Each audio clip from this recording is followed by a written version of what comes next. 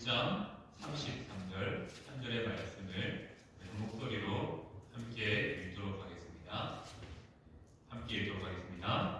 그런즉 너희는 먼저 그의 나라와 그의 의를 구하라. 그리하면 이 모든 것을 너희에게 더하시리라. 아멘. 이 자리에 앉아 계신 성도님들은 현재 무엇을 가장 좋아하면서 나의 마음과 시간을 가장 많이 드리고 계십니까? 사람은 좋아하는 일에 마음과 물질과 모든 것들을 투자하기 마련입니다. 젊은 사람들은, 청년들은 어떻게 보면 좋은 이성을 얻기 위해서 그의 합당한 시간과 정성을 드립니다. 또 부모는 자녀를 위해서 아낌없이 자신을 내어주는 그런 사람으로 나아갑니다. 왜 이렇게 살아가게 됩니까? 우리가 무엇인가를 사랑하게 되고 무엇인가를 좋아하게 되면 우리의 마음과 시간과 모든 것들이 그곳을 향하기 마련이라는 것이죠. 자, 오늘 말씀은 우리가 너무나 잘 아는 것처럼 단순합니다. 어떠한 요지로 오늘 말씀을 나누고자 하면 우리의 삶의 우선순위를, 우리의 사랑을 그리스도께 두자라는 요지로 오늘 말씀을 함께 살펴보고자 합니다. 성도는 그리스도가 가장 가치 있고 좋아하는 일, 사랑하는 일이 되어야 된다라는 요지로 오늘 주신 말씀을 함께 살펴보고자 합니다. 자, 오늘 함께 읽었던 6장 33절의 말씀은 산상설교라고 하죠. 산상수훈의 말씀에 담겨있는 한 구절의 말씀입니다. 예수님께서 5장부터 7장까지 이어지는 이 산상수훈의 말씀을 통해서 핵심되는 말씀이 무엇일까라고 생각했을 때 바로 오늘 읽었던 이 말씀이 핵심이 된다라고 생각되었습니다. 저희가 이제 수요 기도회를 통해서 주기도문을 살펴볼 때 주기도문의 핵심이 바로 마태복음 6장 33절이라고 말씀드렸습니다. 그리고 우리가 이 말씀은 다 암기할 정도로, 완성할 정도로 잘 알고 있는 말씀이기 때문에 오늘 말씀을 가볍게 듣되 또 한번 고민하면서 듣기를 권면합니다. 자, 오늘 말씀 한 절은 예수님께서 말씀하시는 그분의 나라가 무엇인지, 또 예수님이 왜 이 땅에 오셨는지를 제자들에게 보여주기 위해서 말씀하신 내용입니다. 그리고 이 말씀은 예수님이 공생애를 시작하는 초기에 주신 말씀이기도 합니다. 예수님께서 이 땅에서 하시고자 하는 그 일이 무엇인지를 제자들에게, 믿는 자들에게 명확하게 알려주시기 위하여서 오늘 본문 마태복음 6장 33절의 말씀을 들려주셨습니다. 이 말씀은 기독교의 본질을 담고 있고 또 기독교의 핵심인 복음을 담고 있습니다. 그래서 이 말씀을 통해서 우리가 어떻게 보면 성경 전체를 또 간통하는 그런 믿음을 가질 수 있다라고 말씀드릴 수 있습니다. 우리가 오늘 이 말씀을 너무나 잘 알기 때문에 저는 이 말씀의 우리의 관심이 어디에 있는지도 잘 알고 있습니다. 우리의 관심은 어디에 있습니까? 상반절에, 오늘 말씀의 상반절에 있지 않고 늘 하반절에 있죠. 어떤 말씀입니까? 모든 것을 더하여 주신다라는 이 말씀에 우리의 관심과 우리의 마음이 있기 마련입니다. 이러한 우리에게 오늘 말씀은 이 더하심의 은혜를 베푸시기 전에 먼저 그의 나라와 그의 의를 구하라라고 말씀하십니다. 자, 그의 나라와 그의 의가 무엇이겠습니까? 자, 오늘 본문에 사용된 그의 나라를, 이 단어에서 나라는 성경의 핵심이 되는 천국, 하나님 나라를 의미합니다. 바로 하나님 나라는 성경 전체를 아우르는 주제이기도 하죠. 하나님 나라가 무엇입니까? 간단하게 설명하면 하나님이 왕이 되셔서 다스리는 나라, 하나님이 왕으로 자정하시는 나라가 바로 하나님 나라입니다. 하나님이 통치하시는 나라, 바로 하나님의 통치를 받는 우리 성도의 삶이 바로 하나님 나라를 살아간다라고 말씀드립니다. 말씀드릴 수 있습니다. 우리가 하나님을 믿고 예수 그리스도를 믿고 하나님을 주인됨으로 고백합니다. 바로 왕으로 모시는 것이죠. 그런 왕으로 모시는 그 삶 자체가 바로 하나님 나라라는 것을 말씀하고 있습니다. 하나님 나라는 하나님이 다스리시고 통치하시는 모든 영역을 하나님 나라라고 말씀할 수 있는 것이죠. 우리의 가정이 믿음으로서 있다면 하나님의 통치 아래 있기 때문에 하나님 나라가 됩니다. 우리의 교회가 하나님의 다스림, 통치 아래 있기 때문에 이 교회가 바로 하나님 나라가 됩니다. 물론 이 땅에서 주어진 하나님 나라는 불완전함을 가지고 있죠. 그래서 마음 상할 때도 있고요. 때로는 여러 가지 일들로 힘들어질 때도 있습니다. 하지만 하나님께서 우리에게 믿음을 주심을 통해서 하나님 나라를 허락하심을 통하여서 교회를 통해, 가정을 통해, 또 여러 가지 성도들의 만남을 통해서 하나님 나라가 어떠한 나라인지를 보여주시고 꿈꾸게 하십니다. 바로 오늘 본문에 말씀하는 이 나라가 하나님이 다스리는 모든 영역을 의미한다는 것이죠. 그리고 더불어 그의 의를 구하라라고 말씀합니다. 이 의라는 단어는 구약에서 이러한 뜻을 갖고 있습니다. 코드, 발음, 바로 정해진 규범에 알맞은 행위를 의라는 단어의 의미로 담고 있습니다. 이 의를 어떻게 풀 수 있냐면 하나님과 하나님 나라의 백성들이 있습니다. 이 사이에 마땅히 행해야 될 행위, 기준들을 의라고 말씀드릴 수 있습니다. 그리고 또 하나님 나라의 백성과 백성 사이에 이루어야 될 일들, 그것을 의라고 말씀드릴 수 있습니다. 바로 하나님께서 백성들에게 요구하시는 것, 또 백성으로서 하나님에게 해야 될 일, 또 백성과 백성이 서로에게 행해야 될 일을 의라는 단어로 설명하고 있습니다. 그리고 이러한 의는 우리에게 어떻게 다가오냐면 바로 하나님께서 의로우시기 때문에 의를 통하여서 우리의 삶에 복지와 평화 또 안정을 주신다라는 의미를 동시에 담고 있습니다. 그리고 이 의라는 단어가 구약 성경 후반으로 가면 어떠한 의미를 담고 있냐면 가난한 자와 궁핍한 자를 돕는 것을 의라는 의미에 담아 사용하고 있습니다. 바로 의에는 이러한 행위가 담긴 행동들을 담고 있다는 것을 알 수 있습니다. 바로 하나님과 백성과의 사이에서 의라는 것은 무엇을 의미하겠습니까? 하나님 뜻에 부합되는 하나님과의 올바른 관계를 담고 있습니다. 자, 무엇이 의일까요? 말씀을 통해서 살펴보면 하나님께서 의롭다라고 말씀하십니다. 이 의미는 무엇이겠습니까?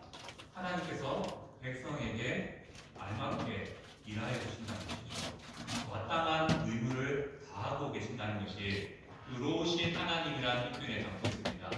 그리고 하나님은 의로우시죠. 어떤 부분에서 의로우십니까? 실수가 없고요, 실패가 없고 바르지 않음이 없습니다.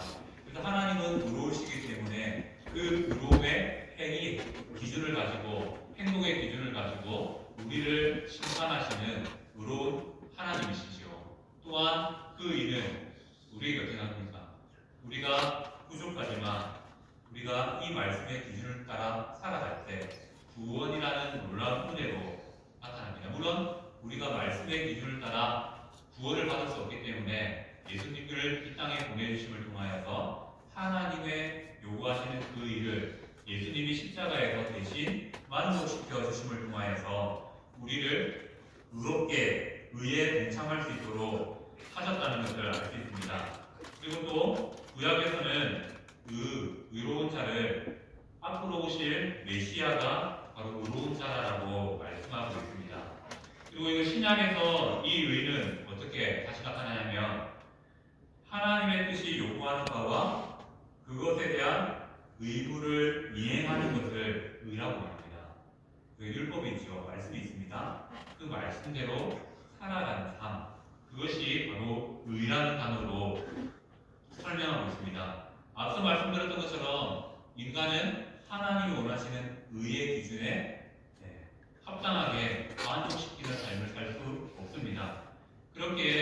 우리에게는 참된 의가 필요하죠. 무엇일까요? 예수 그리스도를 믿고 예수님의 십자가의 속죄를 경험한 그런 의가 우리에게 필요하게 된다는 것입니다. 자, 우리는 어떻게 그의 의에 동참할 수 있습니까? 우리의 순종으로는 힘듭니다. 우리의 노력으로는 힘듭니다. 그래서 우리에게는 참된 의이신 예수님의 도우심이 우리에게 필요합니다. 바로 예수님을 믿어 구원에 이르는 그런 은혜를 입게 되는 것이죠. 그로 말미암아 우리를 의롭다 칭함을 받을 때 우리가 바로 하나님의 의에 동참할 수 있는 그런 놀라운 은혜를 입게 된다는 것이죠. 로마서는 이 의를 이렇게 설명합니다. 구원이라는 단어로 설명합니다. 바로 그의 나라와 그의 의를 말할 때 의는 하나님이 원하시는 우리의 삶에 원하시는 기준들, 하나님이 원하시는 순종의 영역들을 말씀드립니다. 그리고 이 구원은 이 의는 또 구원이라는 이 단어로 해석됩니다. 바로 의, 구원은 무엇을 의미합니까? 예수님을 믿음으로 받는 그 구원은 하나님이 제시한 그 의의 기준에 합당하게 되었다라는 것을 의미합니다. 무엇으로요? 우리는 온전히 율법을 순종하지 못했지만 예수님을 믿는 그 믿음 하나 때문에 하나님은 우리를 의롭게 여겨 주신다라는 의미가 담겨 있습니다. 자, 오늘 본문을 보면 나라와 의가 이러한 의미가 있습니다. 나라는 하나님이 다스리는 영역, 그리고 의는 하나님이 그 백성에게 원하시는 바, 또 하나님이 백성들에게 행하시는 바를 의라고 말씀하고 있습니다. 이 나라와 의를 말할 때 오늘 본문은 이 나라가 그의 나라, 그의 의, 다르게 말하면 하나님의 나라와 하나님의 의라고 말씀하고 있습니다. 성도는 어떻게 살아야 됩니까? 바로 하나님의 나라와 하나님의 의를 먼저 두고 살아가는 자라는 것을 말씀하고 있습니다. 이걸 조금 더 쉽게 풀면요, 하나님을 왕으로 모시고 하나님의 명령을 따라 살아가는 삶이 바로 그의 나라와 그의 의를 구하는 삶이라고 말씀하고 있습니다. 자, 하나님이 우리의 왕이십니다.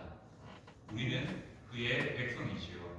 하나님이 왕이신데 그 하나님의 요구대로 살아가는 것이 백성으로서의 합당한 생활 방식이라는 것입니다.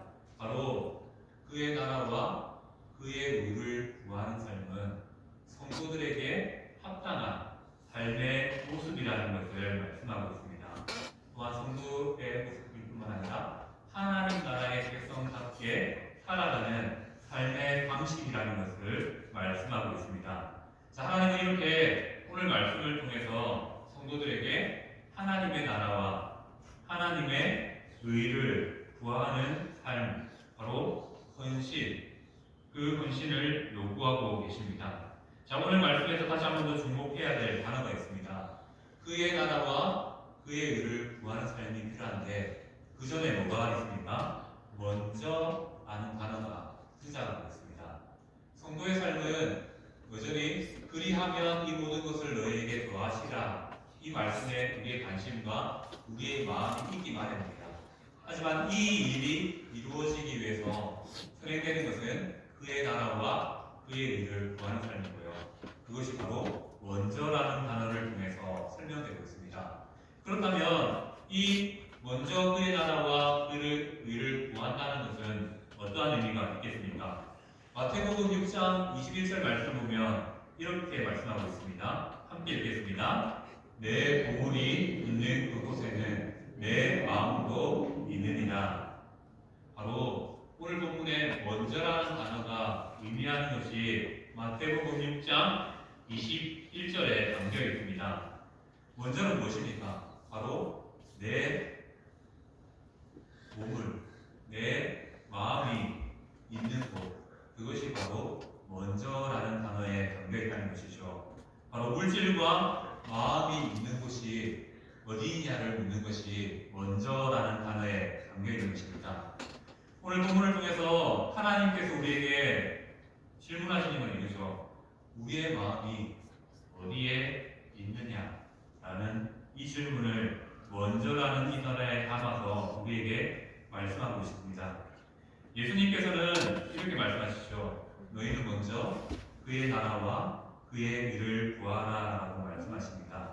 성도들에게 그의 합당한 헌신의 헌신을 요구하신다는 것이죠. 바로 신앙은 이 헌신에, 이 요구에 합당하게 반응하는 삶의 생활의 방식임을 말씀하고 있습니다. 예수님께서 우리에게 하나님 나라와 하나님 의를 위해 살아갈 때 어떻게 살라고요? 먼저 이 일을 구하는 그러한 삶으로 살아가라라고 말씀하고 있습니다. 우선순위에 있어서 이 일이 뒤로 가는 것이 아니라 우선순위에서 이 일이 우리의 삶에 먼저 되어야 된다는 것을 말씀하고 있으신 것이죠. 결국 무엇입니까? 하나님께서 우리를 구원으로 인도하여 주신 그 이유는 답이 있습니다. 무엇이겠습니까? 바로 우리의 모든 것을 요구하시는 하나님의 마음이 담겨 있다는 것입니다. 하나님께서는 우리를 구원해 주셨는데 왜 구원해 주셨습니까? 바로 우리의 모든 것들을 전부를 받으시기 원하시기 때문입니다. 그런데 문제는 우리의 오해에 있죠. 예수님은 성도들에게 이렇게 요구하지 않습니다. 우리가 이렇게 생각하는 거죠. 자, 말씀을 들을 때, 그래, 이 말씀은 따를 수 있겠네. 참 좋은 부분을 강조하시는구나. 저 말씀은 나와 상관없는데, 그럼 이 말씀은 나와 상관있는 것 같네. 이런 식으로 우리가 우리의 생각을 따라 판단하는 그런 말씀 듣기를 원하지 않으십니다. 하나님께서 우리에게 원하시는 순종은 무엇이겠습니까? 바로 하나님께서 우리에게 원하시는 순종은 먼저 다른 단어를 통해서 우리의 마음과 우리의 모든 것이 하나님을 향하기 원하신다는 것이죠.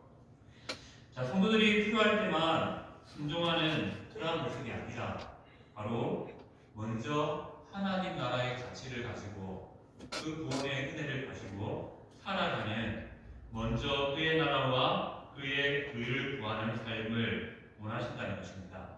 그렇다면 이 먼저 그의 나라와 의를 구하는 삶은 우리에게 어떻게 이루어질까요? 자, 시편의 말씀을 보면 이렇게 말합니다. 너희는 여호와의 선하심을 맛보아 알지어다. 그에게 피하는 자는 복이 있도다라고 말씀하고 있습니다. 자, 우리가 오늘 주어진 6장 33절의 말씀을 너무나 잘 알고 있죠. 그리고 우리의 관심은 여전히 뒤쪽에 있습니다.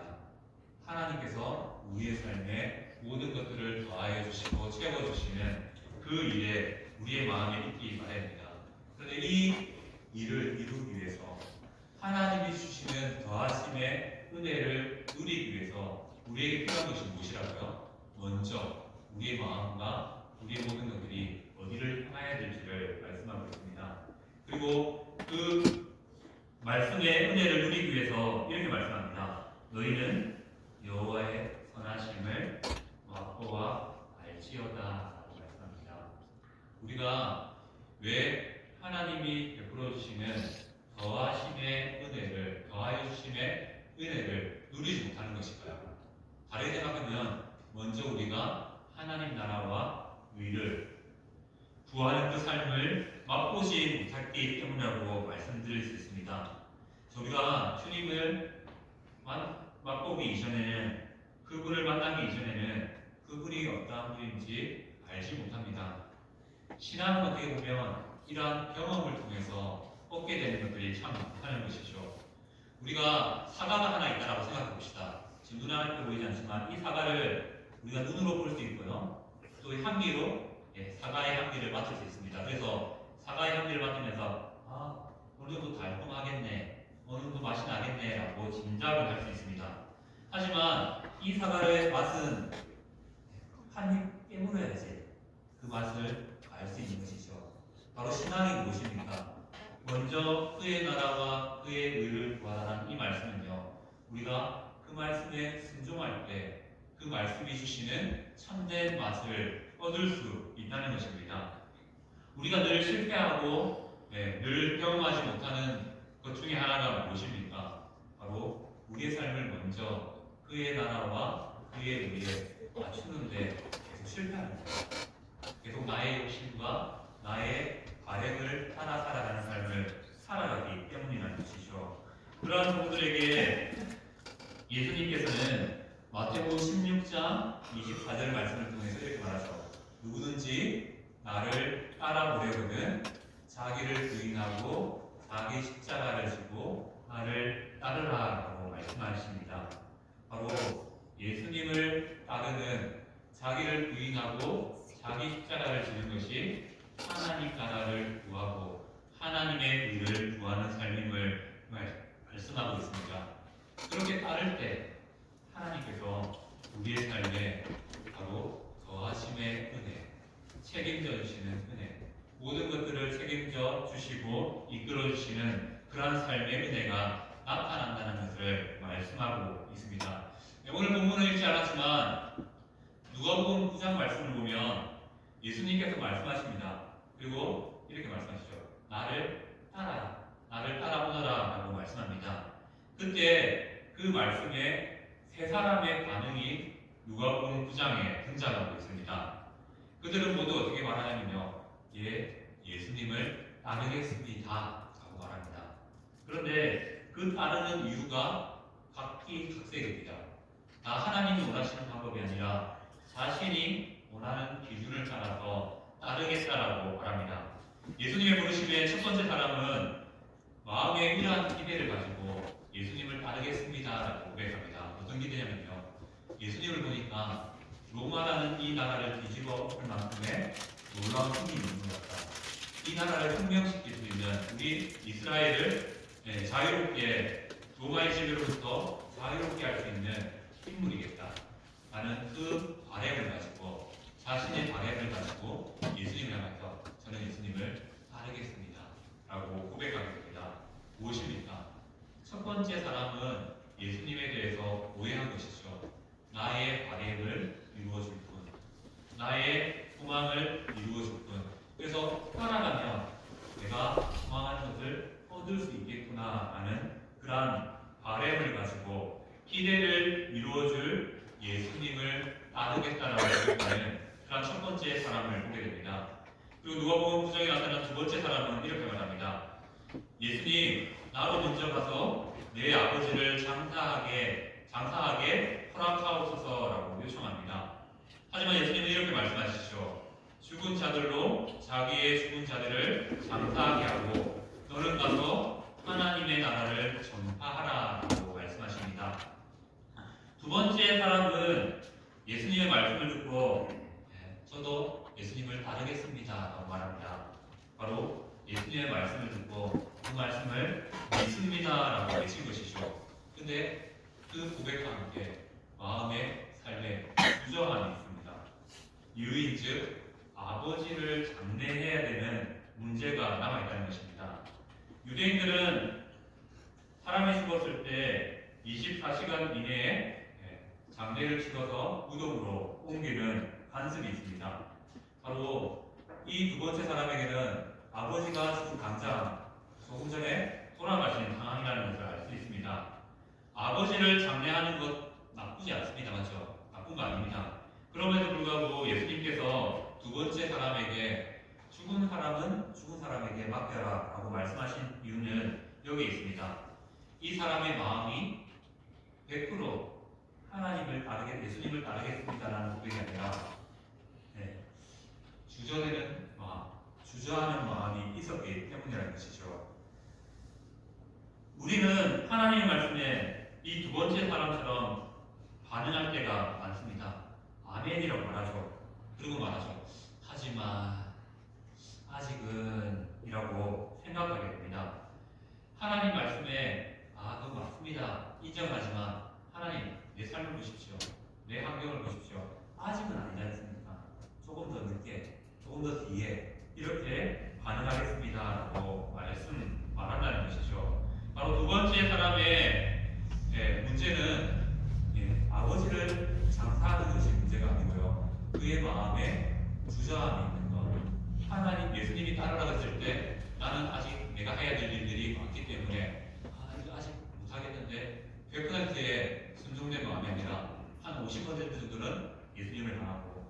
90% 정도는 다른 일을 향하는 그러한 믿음의 주저함이 있었다는 것을 말씀하고 있습니다.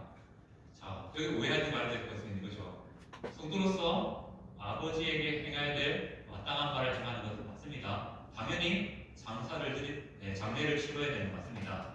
그런데 예수님께서 아마 이 두 번째 사람이 예, 따르겠습니다 라고 말하면서 따라가겠습니다 라고 했을 때 예수님은 어떻게 하실까요? 장사가 오느라 먼저는 그 일이 먼저다라고 예수님이 친히 말씀해 주실 겁니다. 하지만 이 사람의 마음 이미 예수님을 향하여서 100% 따르겠다라는 마음이 아니고 어느 정도의 마음에 주저함이 있었기 때문에 예수님께서 그를 향하여서 꾸짖듯이 이렇게 말씀하신 것이라는 것을 우리는 기억해야 됩니다. 예수님은 바로 우리의 삶의 두 번째 사람을 통해서 삶의 우선순위를 보고 계신 겁니다. 정말로 예수님을 따를 때 예수님이 먼저인지 아니면 다른 무엇인가를 같이 생각하는지 그것을 말씀하시는 것이 두 번째 사람에 대한 반응이었습니다. 그리고 누가복음 9장 말씀을 보면 세 번째 사람이 등장합니다. 이 사람도 이렇게 말합니다. 예수님이 나를 쫓으라 라는 말씀에 저도 예수님을 따르겠습니다. 하지만 식구들에게 한번 작별 인사를 하고 오겠습니다 라고 말합니다. 이러한 사람을 향하여서 예수님이 이렇게 말씀하시죠. 손에 쟁기를 잡고 뒤를 돌아보는 자는 하나님의 나라에 합당하지 아니하다라고 말씀하고 있습니다. 여기서 핵심은 가족이 필요 없다, 식구가 필요 없다가 아니라 바로 예수님을 따를 때 무조건적으로 내어 맡길 수 있는 그 믿음을 요구하시는 것입니다. 세상을 경하여 섬기는 우리에게 예수님께서 이렇게 말씀하시는 것이죠. 바로 마태복음 6장 24절의 말씀처럼 너희가 하나님과 재물을 겸하여 섬기지 못한다. 누구든지 세상 값어치 되고자 하는 자는 스스로 하나님과 원수되는 것이니라 라고 말씀하고 있습니다. 세 번째 사람의 문제는 무엇입니까? 바로 예수님을 따릅니다. 그런데 세상도 같이 따르는 것이죠. 두 주인을 섬기는 모습으로 예수님을 따르겠다라고 말씀한 것입니다. 이렇게 따르겠다라고 말씀하신 그 세 사람을 향해서 예수님은 이렇게 말씀하시는 것이죠. 그것이 올바른 헌신이 아니라는 것을 꾸짖듯이 말씀하고 있습니다. 우리의 삶은요, 하나님, 또 세상, 하나님, 돈, 동시에 따를 수 없다는 것을 말씀하는 것이죠. 하나님께서 정말 우리에게 원하시는 헌신은 하나님만, 하나님을 구하며 나가는 그 삶을 원하신다는 것입니다. 자, 우리가 두 가지를 동시에 섬길 때 성경은 누가복음 17장 32절은 두 가지를 섬기는 사람에게 이렇게 말씀합니다. 뭐라고요? 롯의 처를 기억하라 라고 말씀합니다. 롯의 처의 이야기를 누구나 잘 아실 겁니다. 롯의 처는 하나님께서 멸망하시는 도시 가운데 거했죠. 롯과 함께. 그리고 하나님은 롯에게 그의 가족과 함께 이곳을 떠나라. 내가 불로 유황으로 심판하겠다라고 말씀하십니다. 그런데 이 롯의 처는 그 말씀을 들었지만 계속 마음속에 아쉬움이 있었습니다. 어떤 아쉬움이죠? 그 도시에 남겨진 나의 집, 나의 돈, 내가 이루었던 많은 것들. 결국 롯의 처는 뒤를 돌아보지 말고 가라 했던 그 하나님의 명령을 기억하지 못한 채 결국 뒤로 돌아봄을 통하여서 소금 기둥이 되었다는 그 구약의 이야기를 우리는 너무나 잘 알고 있다는 것이죠. 바로 성도가 기억해야 될 것은 우리의 삶은요, 나는 그렇게 할 때가 참 많습니다.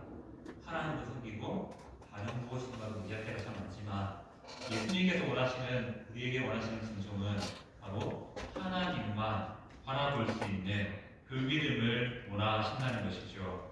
바로 우리가 성도로서 명심할 것은 오늘 말씀에 뒷부분에 있는 모든 것들을 더해 주시는 그 하나님의 놀라운 은혜를 경험하기 위해서 필요한 것은 먼저 하나님의 나라와 의에 온전히 헌신하는, 온전히 구하는 그 삶이 필요하다는 것을 말씀하고 있는 것이죠.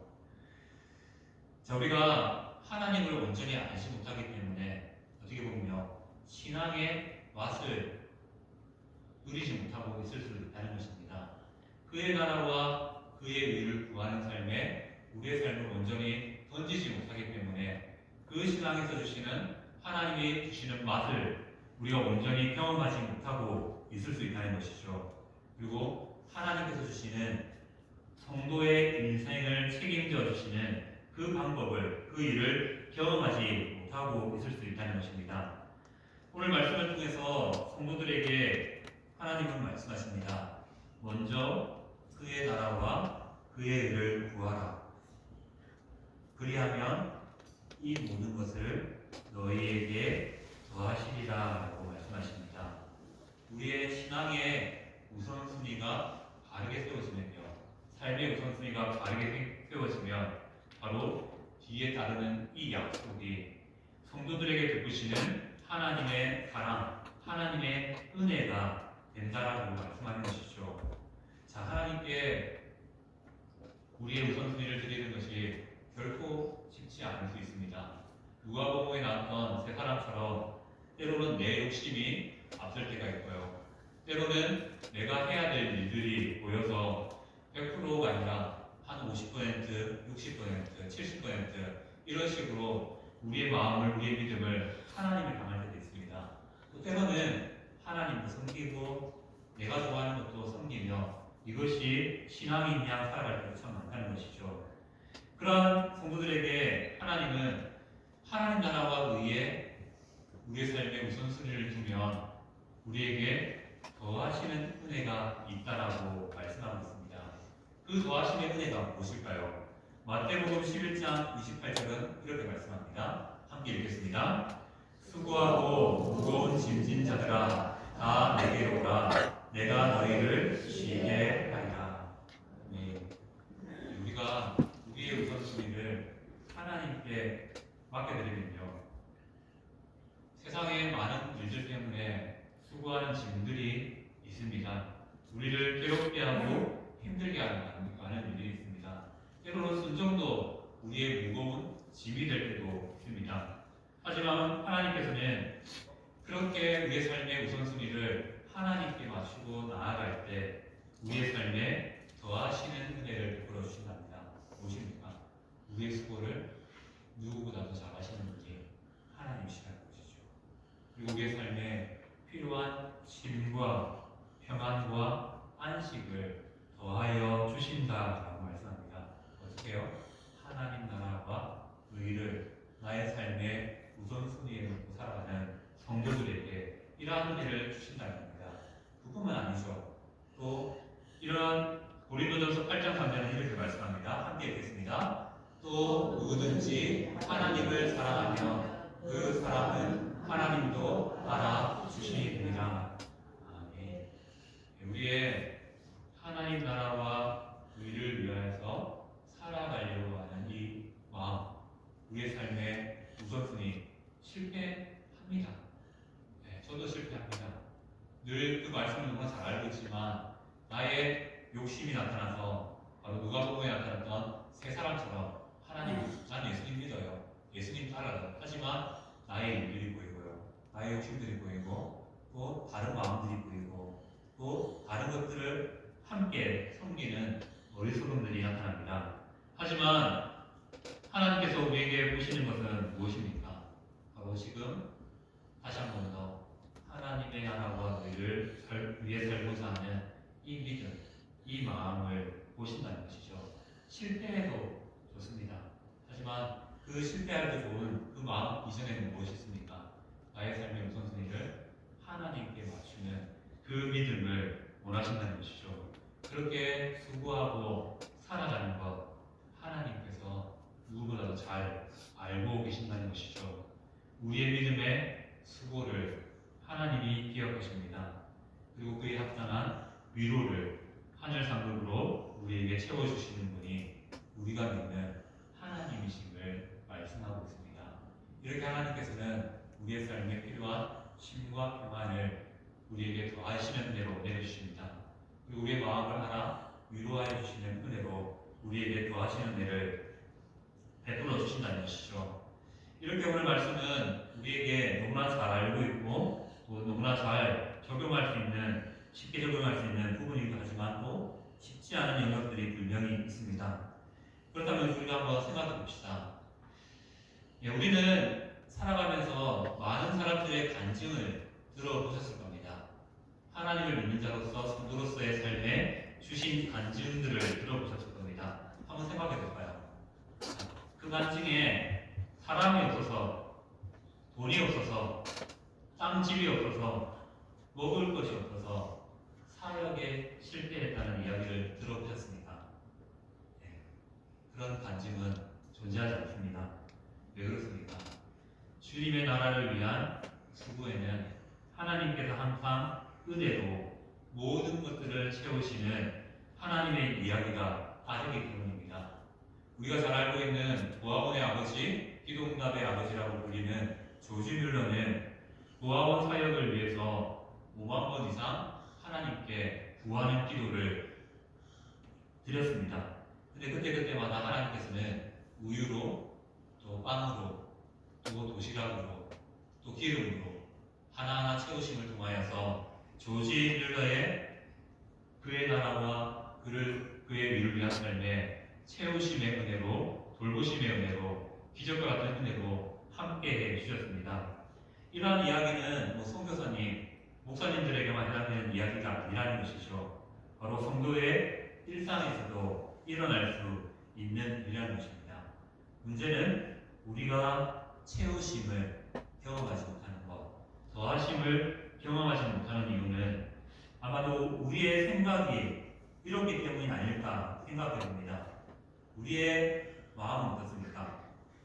하나님이 이거 해결해 주시면 제가 헌신하겠습니다. 다른 삶이 먼저 되기가 참 쉽다는 것이죠. 그런데 하나님께서는 원하시는 것이 무엇입니까? 먼저 너의 믿음을 보여라. 그리고 내가 너의 삶을 책임져 주겠다라고 말씀합니다. 바로 우리가 더하심의 은혜의 복을 누리지 못하는 이유는 우리 마음 가운데 하나님 먼저 주시면 이라는 마음이 있기 때문이 아닐까 생각해 봅니다. 하지만 하나님은 원하시죠. 그렇게 살아가면 내가 책임져 주겠다라고 말씀하십니다. 하나님께서는 우리에게 바로 100% 하나님을 향한 그 마음을 원하신다는 것이죠. 쉽지는 않을 겁니다. 쉽지는 않은 행동입니다. 왜 그렇습니까? 우리의 연약함은요, 항상 100%의 마음이 하나님을 향하려고 할 때마다 흔드는 일들이 생깁니다. 내가 그것에 집중하지 못하도록, 그것을 향하여 나아가지 못하도록 흔드는 마음들이 생긴다는 것이죠. 하지만 하나님의 방법은 무엇입니까? 그 흔든 가운데서도 하나님 나라와 의를 먼저 생각하며 살아가면요, 나의 모든 일들을 책임져 주신다라고 말씀하고 있습니다. 오늘 말씀이 우리에게 요구하는 것은 이것입니다. 우리의 삶을 하나님 나라와 의를 구하는 사람으로 삶에 던져 보시기 바랍니다. 그렇게 살아갈 때 여호수아 1장 7절 말씀처럼 그렇게 살아가면요, 만사 형통이라죠. 하나님께서 책임져 주시는 그런 만사 형통의 은혜가 나타난다라고 말씀하고 있습니다. 자, 오늘 말씀이 거창하고 어려울 수 있습니다. 쉽게 한번 적용하면서 이 말씀을 마치려고 합니다. 자, 하나님 나라와 의를 위해서 살아가는 삶, 이렇게 하면 너무 거창하고 어렵게 다가옵니다. 이것을 조금 더 쉽게 우리의 삶에 적용할 수 있는 것은 무엇입니까? 바로 우리의 가정의 주인이 누구십니까? 하나님이신 걸 인정하는 겁니다. 내 삶의 주인이 누구십니까? 바로 하나님이신 걸 인정하는 겁니다. 하나님께서 원하시는 순종은, 온전한 헌신은 물론 기대치가 하나님의 편에서는 높을 수 있습니다. 하지만 하나님은 우리의 연약함을 너무나 잘 아십니다. 우리가 수고하려고 하는 그 마음, 우리가 하나님 위해서 뭔가를 보고 싶어하는 그 마음을 가장 기뻐받아 주시는 분이 하나님이십니다. 그리고 그 마음에 하나님은 우리의 인생을 책임져 주시는 은혜를 베풀어 주십니다. 그럼 우리가 수 있는 것은 무엇입니까? 우리의 삶의 주인이 하나님이심을 기억하는 겁니다.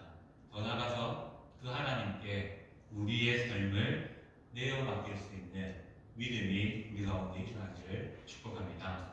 아멘. 하나님 나라와 의를 구하는 삶은 내가 마음적으로 바꾼다고, 내가 생각적으로 바꾼다고 이루어지지 않습니다. 가장 쉬운 방법은 하나님 나라와 의를 위해서 내 삶을 한번 행동으로 들여드리는 겁니다. 평소에 못했던 신발 정리 한번 해보는 거고요. 평소에 못했던 쓰레기 한번 치워보는 겁니다. 그리고 평소에 하지 못했던 가족을 향한, 부부를 향한 사랑 노래를 해보는 겁니다. 바로 그러한 삶의 작은 순종을 통해서 하나님께서는 우리의 삶을 책임져 주시는 은혜를 이루어 주신다는 것이죠. 그리고 우리의 삶이 그렇게 하나의 행동에 있어서 변화를 가지고 나아갈 때 하나님께서 우리의 삶에 더해 주시는 은혜를 통해서 우리의 전에